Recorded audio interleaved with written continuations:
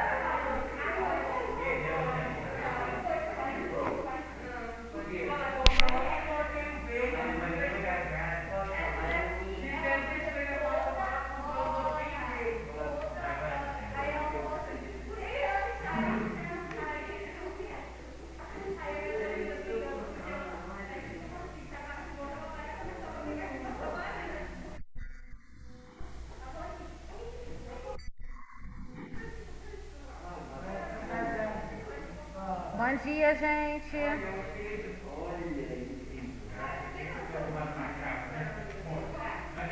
Bom dia para quem está em sala. Bom dia para quem está em casa.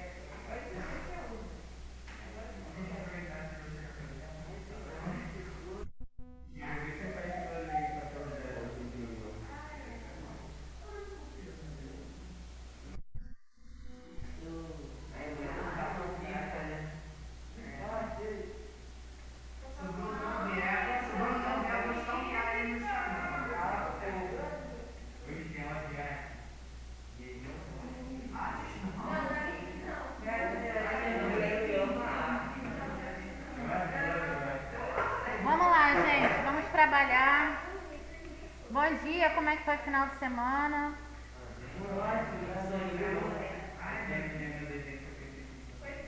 Bom dia para quem está em casa.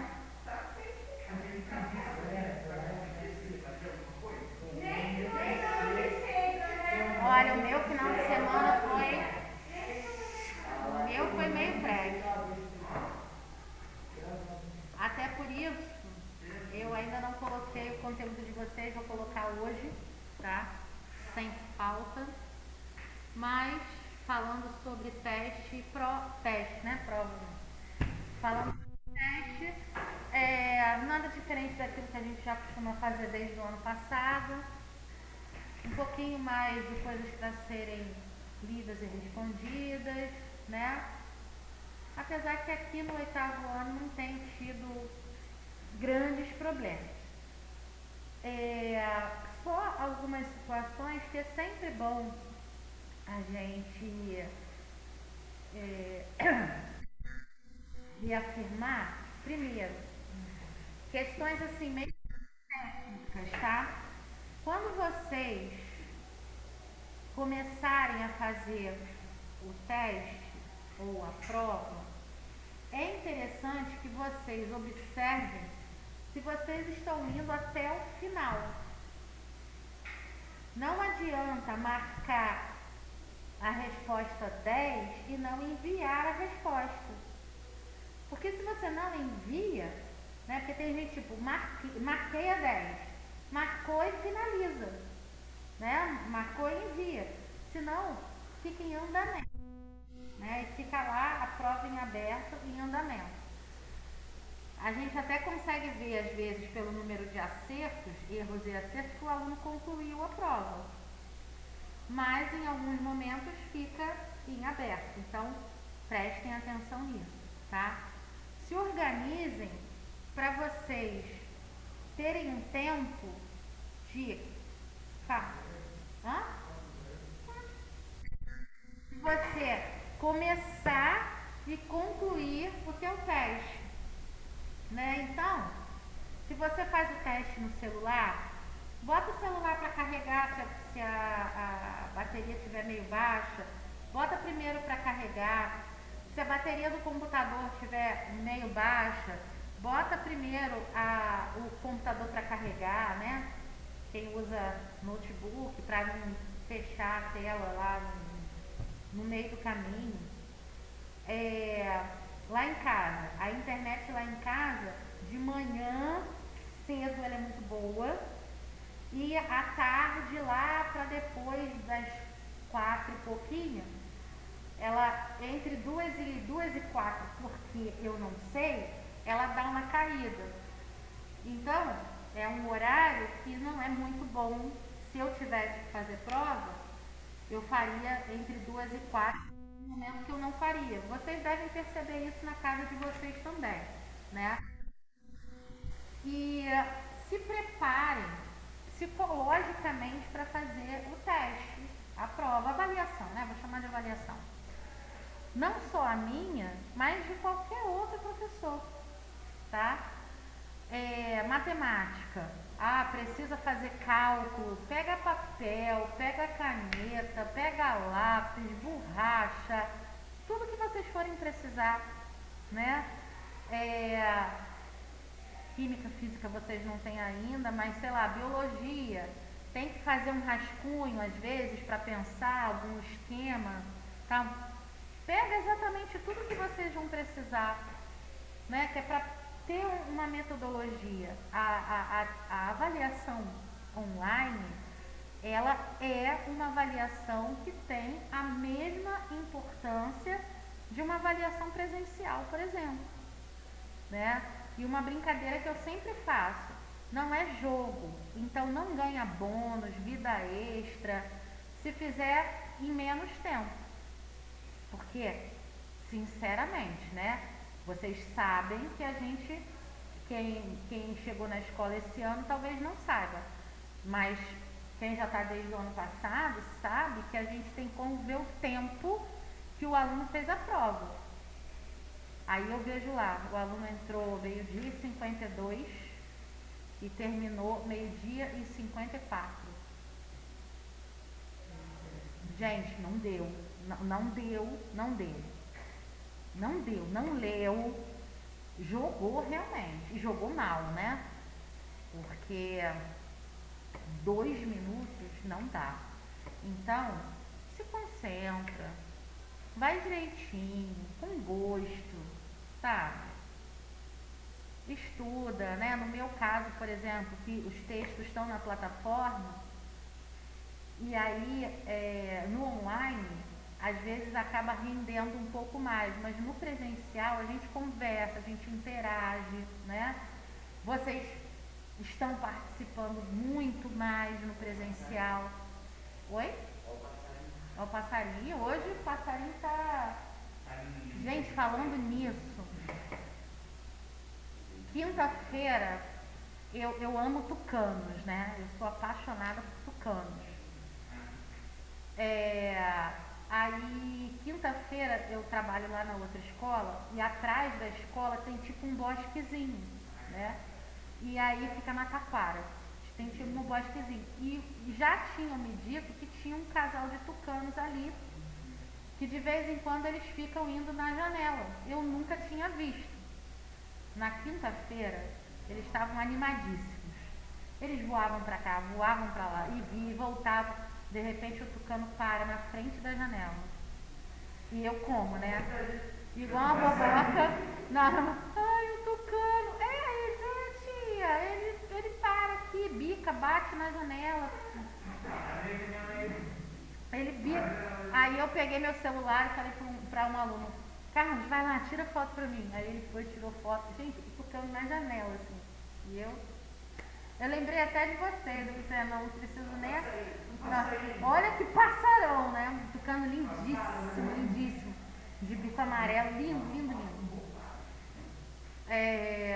Mas então, sobre essa questão de avaliação, alguém tem alguma dúvida? Eu posso ajudar vocês de alguma forma com relação à avaliação? Hã? Poxa, olha só, a coisa tá tão fácil. Mas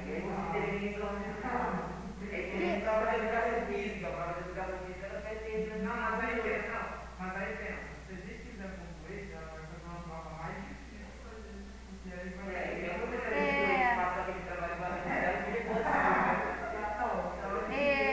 Então, gente, eu vou passar trabalho para a prova. Para o teste eu realmente não passei, tá? Para a prova eu vou passar trabalho sim. Aí é aquela questão, cada um confia, né, no seu taco. Né? Não sei, vocês conhecem essa referência? Não. Tinha um cara, como é que era o nome dele? Ele era campeão de sinuca. Eu não vou lembrar o nome dele agora. Era um senhor, ele morreu ano passado. Que ele era campeão de sinuca. Todo mundo sabe o que é sinuca, né? Aquele jogo das bolinhas. E ele fazia tipo exibição, né? De a bola e a bola quicar e bater aqui, bater ali, e entrar na outra caçapa, enfim. Eu não vou lembrar o nome dele, depois eu digo pra vocês. E aí tinha essas. Eu sempre confio no meu taco. Taco, né? De sinuca, a vara.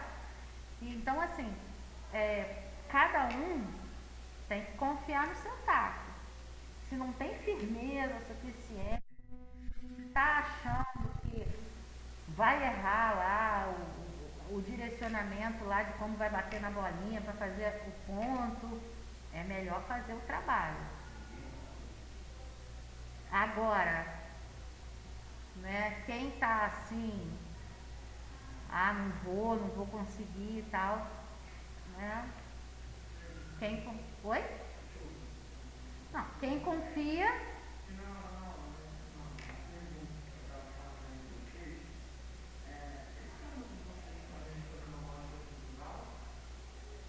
Daniel, tá no planejamento sim. Né? Os professores voltam a ser vacinados essa semana com a graça de Deus. Né? Eu fui vacinada por comorbidade porque eu sou hipertensa. Mas os professores estão voltando a ser vacinados essa semana. Tem os pais de vocês, os responsáveis de vocês também. Né? Então, são forças maiores que fazem a gente planejar e ter confiança no futuro, né? Mas a certeza absoluta só chegando lá. O prefeito falou que até outubro a população toda do Rio de Janeiro está vacinada, até 12 anos. Então, de 12 anos para cima, ele falou que até outubro a meta é vacinar todo mundo. Não, 60 não. Hoje eles estão vacinando 34 e 35 anos de quem tem comorbidade. E então, aí tem os professores a partir de 48, eu acho. E eu não tem que ver no site da prefeitura. Na hora que começar a converter, a gente vê isso, tá? É até interessante a gente ver isso, até para vocês poderem também propagar, porque tem muita gente aí com medo de tomar vacina. Eu tomei a vacina na quinta-feira. Na sexta-feira, realmente, eu estava com um pouco de reação, mas coisa assim, parecia uma... Eu tomei a AstraZeneca. Mas é uma coisa assim, uma moleza,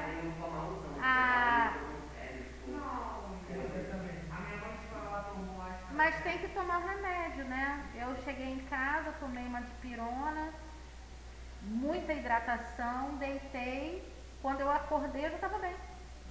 Não estava sentindo mais nada e não senti... Para não dizer assim, você não está sentindo nada, se eu passo a mão aqui, ó, no lugar que eu tomei a vacina, tem uma bolinha. Mas como eu sou alérgica, então pode ser uma reação do meu corpo e não da vacina. Até mesmo a agulha, entendeu? Ah, gente, é só um piquezinho. Vamos lá. Começaremos hoje em empreendedorismo. Vamos começar falando sobre a história do dinheiro, tá? Falamos na semana passada com relação aos valores, né? Os valores de cada coisa, dar valor, quanto vale realmente um determinado bem, um serviço, enfim. Hoje a gente vai começar na história do dinheiro propriamente dita. Tem umas curiosidades, tem umas coisas interessantes. Eu vou aproveitar que semana que vem vai estar todo mundo online e vou passar uns vídeos para vocês, que eu usei esses vídeos ano passado, uns vídeos sobre a Casa da Moeda. Tem uns vídeos muito bacanas mostrando como é que funciona a Casa da Moeda por dentro, uns vídeos fazendo até umas piadas sobre a confecção de dinheiro, né, a cunhagem das moedas, algumas curiosidades sobre o nosso dinheiro, né, o dinheiro brasileiro, quanto vale a curiosidade sobre o dinheiro estrangeiro e quanto vale o nosso dinheiro frente aos outros. Aí essa parte da gatilho, a gente fica deprimido, mas fazer o que, né? Vamos lá, a história da civilização, tem que aumentar aqui essa telinha, porque também faz 90%, né? Eu aqui achando que eu estou enxergando pouco e o zoom da tela estava menor. Oi.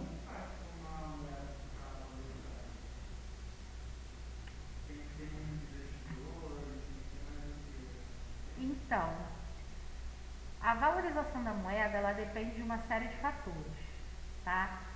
O principal dele é você ter uma economia estável. O que é ter uma economia estável? É você ter uma inflação mais próxima de zero possível, ou seja, as coisas não aumentam. Por exemplo, comprar 1 quilo de feijão há 3 anos, 2018, né? 2018, vamos supor que o quilo de feijão custasse R$1,25 e hoje o quilo de feijão custar R$1,28. Então isso é sinal de que você tem uma economia estável e uma inflação bem próxima de zero, né? Inflação é o que faz realmente inflar, né? Então superfaturação de preços, você ter uma coisa que há muito tempo a gente tinha, que era a história do ágil. Já ouviram falar no ágil? Ágil.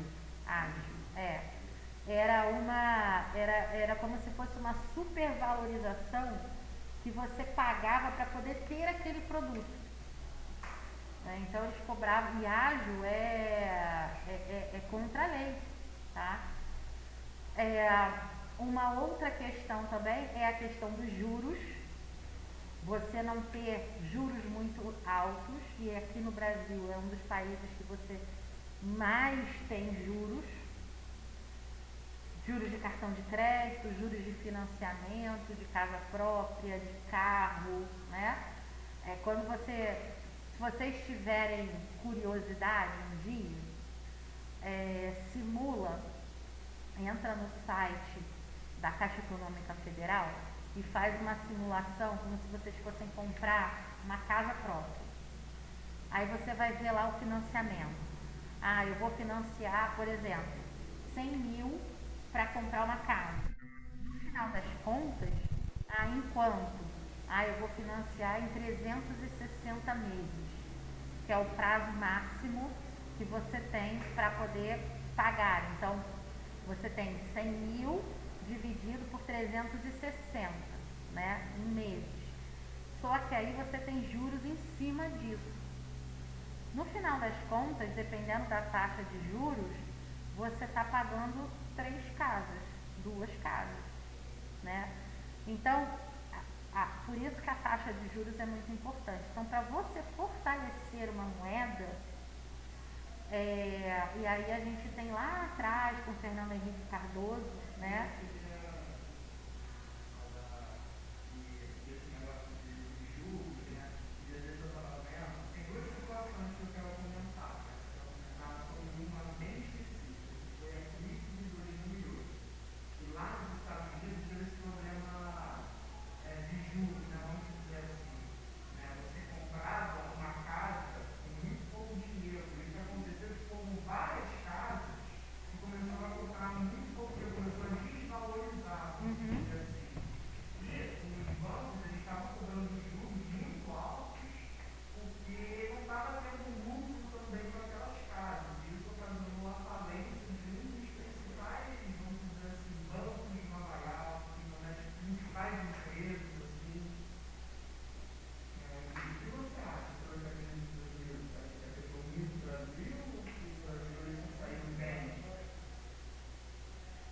Tudo que acontece nos Estados Unidos afeta o Brasil, principalmente porque faz o nosso dólar aumentar, né? E aí, quando você não tem aqui dentro uma economia forte, tudo aumenta, né?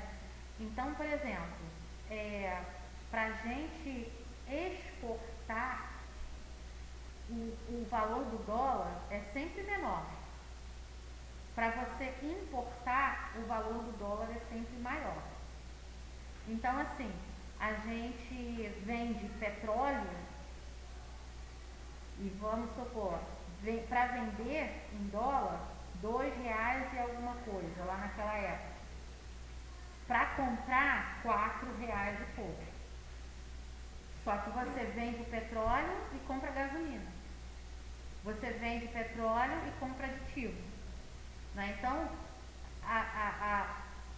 sempre afeta. Tudo que acontecer nos Estados Unidos vai afetar o Brasil. Por essa questão do dólar e também pela questão das empresas multinacionais que no mercado de capitais acaba perdendo o valor.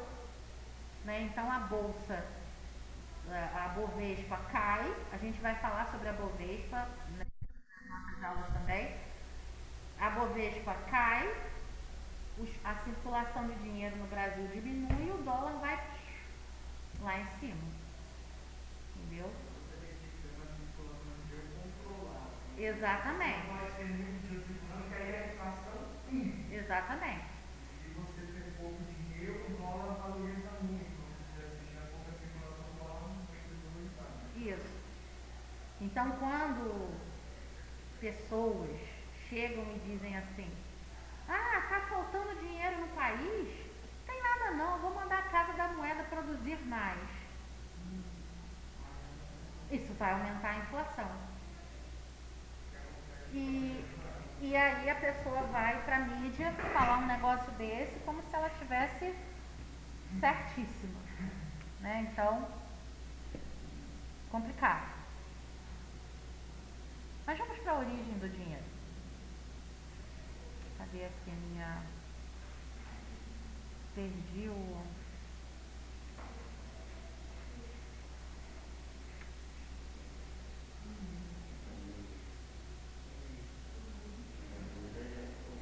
O que foi, gente? Tá ruim assim desse jeito?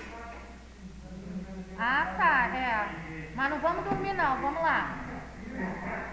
A história da civilização nos conta que o homem primitivo procurava defender-se do frio e da fome, abrigando-se em cavernas e alimentando-se de frutos silvestres, ou do que conseguia obter da caça e pesca.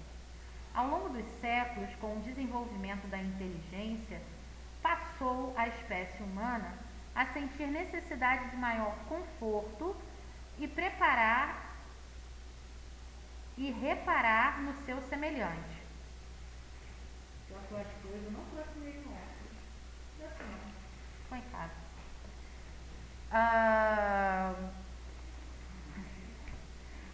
Assim como decorrência das necessidades individuais, surgiram as trocas.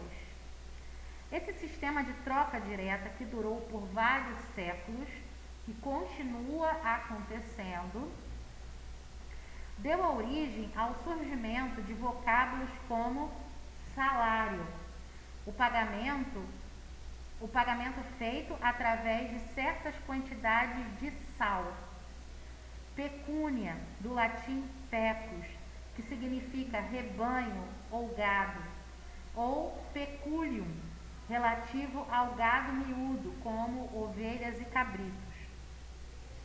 As principais moedas, tal como conhecemos hoje, peças representando valores, geralmente em metal, surgiram na Lídia, atual Turquia, no século VII a.C.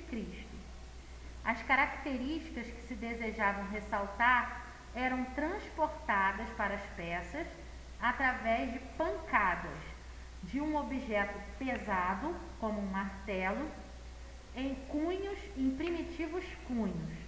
Foi assim o surgimento da cunhagem a martelo, onde os signos monetários eram valorizados também pela nobreza dos metais empregados, como ouro e prata. Aí lá na plataforma a gente tem uma foto da primeira moeda, uma moeda grega, chamada de King of Lydias, que era um leão, né, que era cunhado nessa moeda. Então, como é que eles faziam? Eles pegavam uma peça, né, de prata, ou de ouro, ou de bronze, e batiam sobre essa peça uma marca ali, né, de um lado e de outro. Normalmente, essa numeração que vinha ali, que hoje a gente tem nas moedas, né, ela significava não o valor da moeda, mas o valor de alguma outra coisa. Então, assim, é como se fosse um vale de troca. Eu tenho essa moeda aqui, do camponês não, né, porque camponês não tinha moeda, é do rei tal, e ela vale 50 quilos de trigo, mas ela pode valer também um cabrito, ela pode valer um carneiro. Então você não tinha, né, o valor da moeda em si, mas o valor em algo físico. Eu não sei se vocês já ouviram falar assim, a arroba do boi gordo. Nunca ouviram ninguém ver Globo Rural, não, gente? A arroba do boi gordo hoje está valendo R$20,30. Aí você vai calcular lá quantas arrobas o boi tem, que é um cálculo que se faz do peso, né? Uma arroba é tanto, tipo lá, o número de pi. Vocês já estão estudando pi? Estudarão. Você sabe o que é o que, né? Então, vocês vão chegar lá, mas uma arroba vale, por exemplo, 2 ponto alguma coisa. Aí você multiplica o peso do boi pela arroba e você encontra o valor do boi em arrobas, tá? E aí as primeiras moedas foram feitas desse jeito, né? Então, pergunta de teste, essa vai estar lá com certeza, né? Qual era o processo de gravação? Como é que a gente chama? Bate com o martelo lá sobre o objeto de metal para marcar. Ninguém prestou atenção. Cunhagem.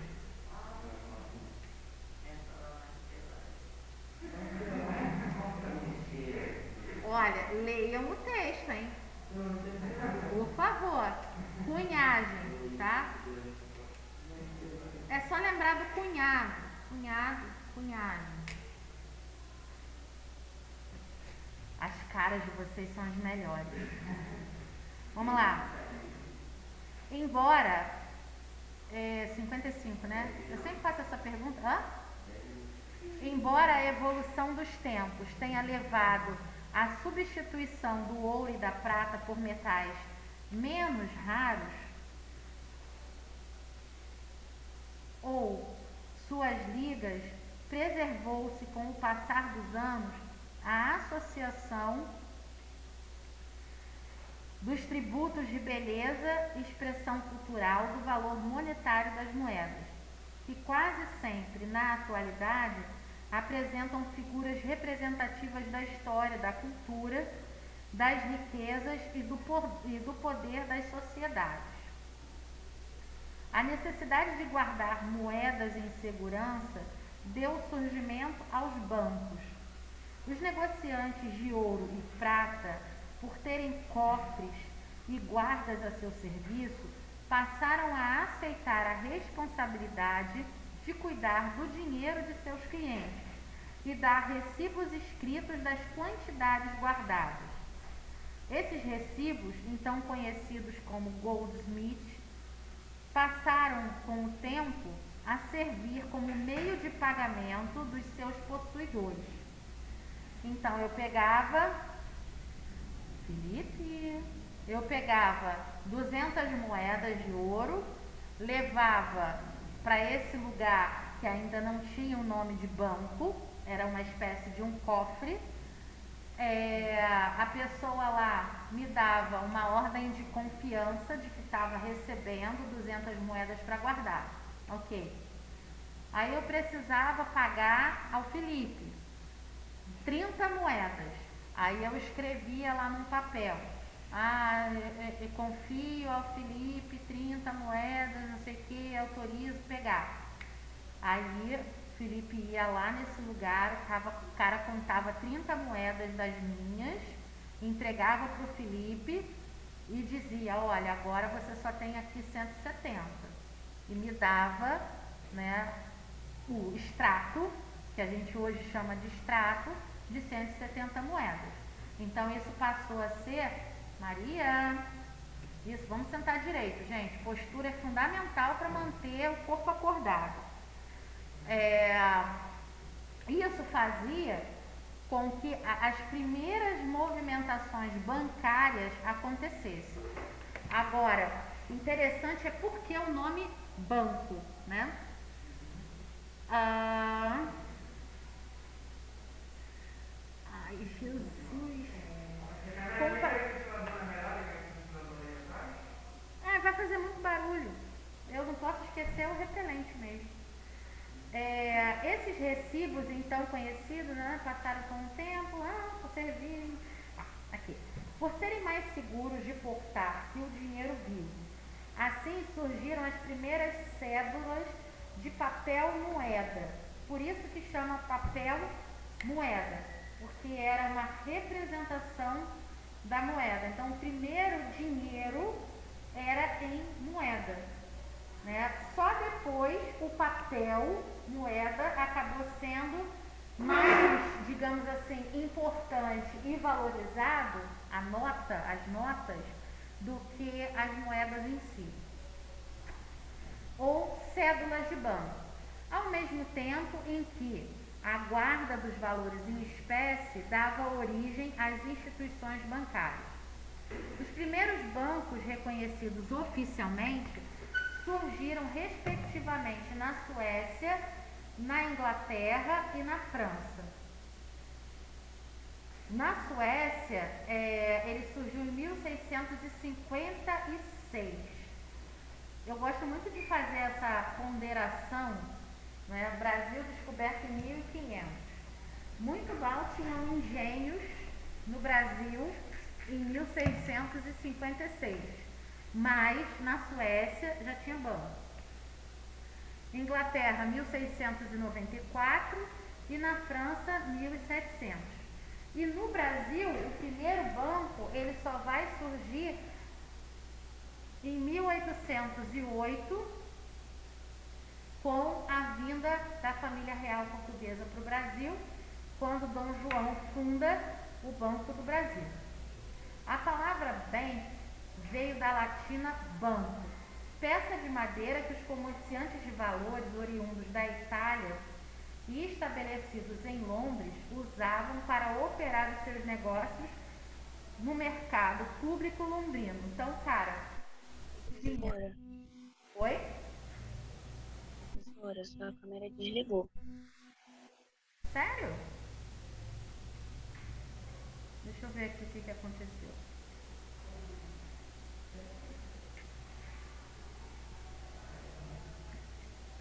Pronto. Acho que a conexão deu uma caída aqui e a câmera fechou sozinha. Obrigada. O cara tinha um banco com uma espécie de gaveta, né? E aí ele literalmente sentava em cima para ninguém levar o banco. Eles literalmente sentavam em cima ali daquele banco. Ah, cadê? É o banco, é o banqueiro, era o cara que estava sentado no banco. Genial, genial. Era isso mesmo. Andei em volta, fui lá naquele espelho d'água.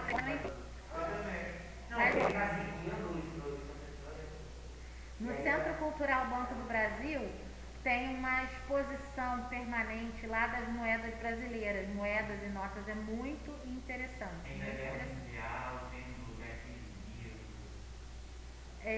Na próxima aula a gente vai falar um pouco mais sobre o Banco do Brasil, né, como é que funciona. E infelizmente, né, o Banco do Brasil ele deveria ser o melhor banco do Brasil.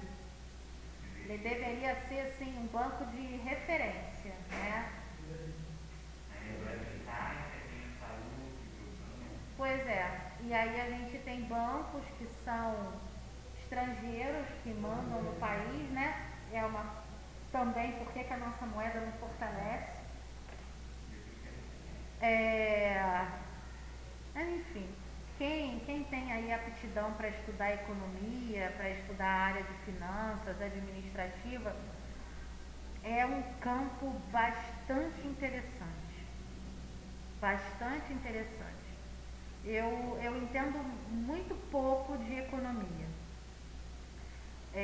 Entendo para precisar falar do assunto, né? Mas quem realmente é economista e tem vários bons economistas no Brasil, que tem Instagram, que tem YouTube, que falam em mídias idôneas realmente, né? Que falam muito bem sobre economia e quem finanças também. Uma que eu recomendo, que falam muito bem dela, eu não a sigo, mas pessoal jovem, a Agatha é uma que gosta dela, é a Nath Finanças. Já ouviram falar? Joga no Instagram depois, Nath Finanças. Ela explica para o público jovem, né, como economizar, como poupar, como investir, no que o jovem pode investir, né? Antigamente era muito comum, quando a criança nascia, normalmente era uma avó, um padrinho, fazia uma caderneta de poupança para a criança. Aí dava uma caderneta de poupança de presente, né? Abria uma conta, botava lá um dinheiro e dava de presente. Aí tinha mesmo a caderneta da Caixa, né? Botava o nome, tudo direitinho. Hoje em dia, a maioria dos jovens não tem uma caderneta de poupança, não tem assim uma cultura de guardar dinheiro para quando for maior de idade, enfim. É algo que a gente com a educação financeira precisa fazer com que vocês tomem gosto novamente por poupar, por economizar, para se preparar para o futuro, né? Alguém quer falar alguma coisa? Pessoal em casa? Ninguém?